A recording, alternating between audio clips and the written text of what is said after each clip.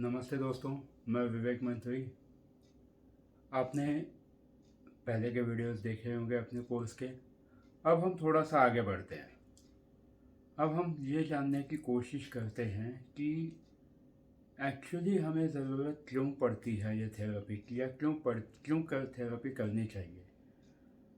Healthy लोगों ने भी करनी चाहिए या सिर्फ बीमार लोगों ने करनी चाहिए। आप कहोगे हाँ, जब हम ठीक ठाक है तो हम थेरेपी क्यों करें। ज़ाहिर है, क्योंकि बचपन से सुना है जब बीमार पड़ते हो तभी दवाई खानी चाहिए। मैं दवाई खाने की बात नहीं कर रहा हूँ, मैं थेरेपी की बात कर रहा हूँ। It can be anything, any good therapy. तो बीमार पड़ते हैं हम लोग, मतलब क्या होता है। सबसे पहले, बीमार पड़ना अच्छा है या बुरा है। तो भाई साहब, मेरे हिसाब से तो बीमार पड़ना बहुत अच्छी बात है। अच्छी इन द सेंस कि जब आप बीमार पड़ते हो, मतलब आपकी बॉडी आपको एक सिग्नल दे रही है कि अब बस रुक जाओ, and now you need to take rest. जब आप बीमार पड़ते हो तो डॉक्टर भी आपसे कहते हैं कि टेक रेस्ट। 8 दिन, 10 दिन, 15 दिन, depending upon the severity of the health issue. Means something which is not at ease is termed as dis ease. कुछ तो बिगड़ा हुआ है, that is termed as a disease. तो ये जो बिगड़ने वाली स्थिति होती है ना, ये आने से पहले ही अगर हम अपने बॉडी के इस पर्टिकुलर इलेक्ट्रिक सर्किट को ठीक तरह से मेंटेन करें तो मैक्सिमम टाइम्स हम ये बिगड़ने वाली स्थिति आने ही नहीं देंगे।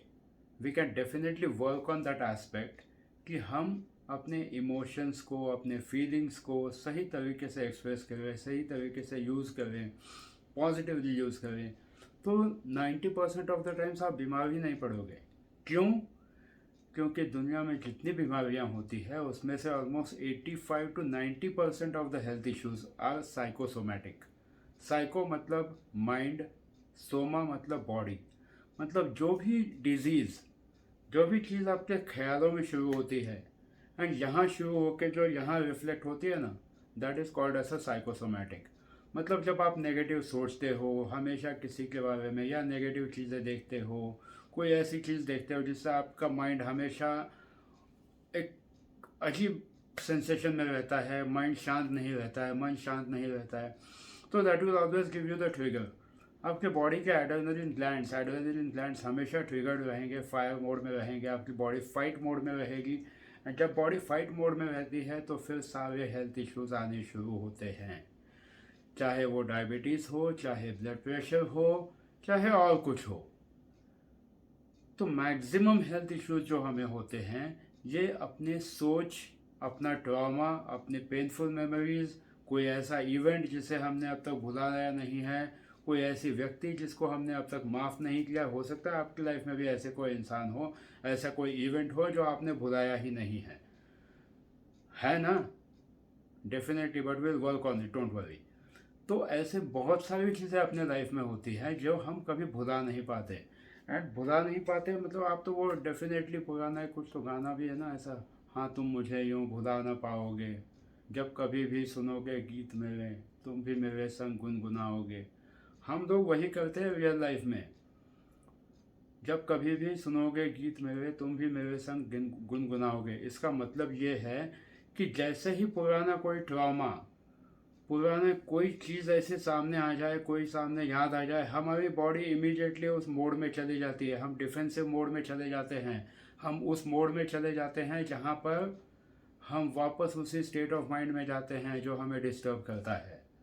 एंड ऐसा डिस्टर्ब करने वाला जब स्टेट ऑफ माइंड होता है तो ये सिर्फ और सिर्फ हमें डिजीज़ देता है, क्योंकि अपनी बॉडी फाइट मोड में जाती है। आपके एड्रेनलिन ग्लैंड्स ट्रिगर हो जाते हैं, आपका ब्लड प्रेशर बढ़ जाता है, डायबिटीज़ बढ़ना शुरू हो जाता है। क्यों? क्योंकि हमने वो गाने को अपने दिमाग में बस लिया है, हाँ तुम मुझे यूँ भुला न पाओगे। गाना बहुत अच्छा है सुनने के लिए, मगर अगर हम इसे इस कॉन्टेक्स्ट में देखें तो ये अपने लाइफ में रोज़ काम आता है। ऐसे इसी तरह से हम करते हैं, किसी भी चीज़ को देखते हैं, उसको देखते हैं वो फलाना फलाना चीज़ याद आती है, किसी चीज़ को सुनते हैं फलाना चीज़ याद आती है, कोई पुराना गाना सुनते हो और कुछ याद आता है। तो अपने इमोशन जो होते हैं वो मोस्ट ऑफ द टाइम्स किसी ना किसी ट्रिगर फैक्टर से जुड़े होते हैं। एंड ये ट्रिगर फैक्टर कुछ भी हो सकता है, चाहे टेस्ट हो, चाहे दिखने वाला हो, चाहे कुछ कलर हो, चाहे कुछ भी हो सकता है, एनीथिंग। एंड जैसे ही वो ट्रिगर आ जाए, बस होता है ना आपके साथ भी, जैसे 10 साल पुराने किसी इंसान को देख लिया, अगर सपोज फर्ज करो उसके साथ आपकी अगर गलत कोई पुरानी दुश्मनी वाली मेमोरी है, देखते आपको गुस्सा आ सकता है, या किसी को डर लग सकता है, किसी को और कोई रिएक्शन हो सकता है, एंड बॉडी स्टिफ हो जाती है, बॉडी रिएक्ट नहीं करती है, क्योंकि ये सारी चीज़ें इमोशन से जुड़ी हुई होती है। तो दोस्तों, मैं चाहूँगा कि आज आप आपके इमोशंस का ऑडिट कर दो कि एग्जैक्टली कहाँ पर रुके हो आप, आपकी लाइफ में कहाँ पे क्या चीज़ रुकी हुई है। एंड जैसे ही आप उन चीज़ों को देखना शुरू करोगे, जैसे ही आप देखोगे कि हाँ मेरे इमोशंस यहाँ पे लटके हैं, यहाँ पर ये दिक्कत आ रही है, तो आप उन्हें टैप करना शुरू करोगे, आप उन्हें रिलीज़ करना शुरू करोगे। बट एक बात दोस्तों पक्की बताता हूँ, घोड़े को आप पानी के पास लेके जा सकते हो, घोड़े को पानी नहीं पिला सकते, सच बात है।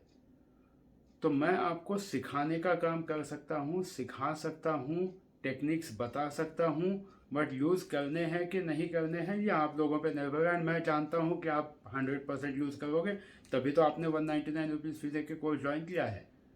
199 कहने का इसीलिए मुझे स्पेसिफिकली कहना है क्योंकि एवरी पेनी काउंट्स।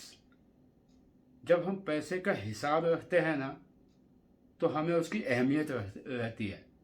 उसी तरह से जब हम अपने इमोशंस का हिसाब रखते हैं, जब हम अपने इमोशंस का रेगुलर ऑडिट करते हैं, तो हमें अपने बॉडी का पूरा केमिस्ट्री पता होता है कि कहाँ क्या हो रहा है, कहाँ दर्द हो रहा है, कहाँ क्या हो रहा है। तो एवरी इमोशन मैटर्स। तो आज से कोशिश कीजिए कि आप आपके सारे इमोशंस का ऑडिट लेंगे, बचपन से जो जो चीज़ें हुई है, कौन सी चीज़ ऐसी है जो आपने दबा के रखी है, कौन सी चीज़ ऐसी है जो आप छोड़ना चाहते हो बट छोड़ नहीं पा रहे हो, ऐसे कितने लोग हैं जिनको आप माफ़ करना चाहते हो बट माफ़ नहीं कर पा रहे हो, ऐसे क्या है जो आपकी लाइफ में आज भी रुका हुआ है जिसकी वजह से आज आप आगे नहीं बढ़ पा रहे हो। तो दोस्तों, मैं आपको एक सिंपल छोटे से असाइनमेंट दूंगा, ज़्यादा बड़ी नहीं है। असाइनमेंट देना तो मुझे बहुत अच्छा लगता है क्योंकि मैं खुद रोज़ असाइनमेंट करता हूँ कुछ ना कुछ।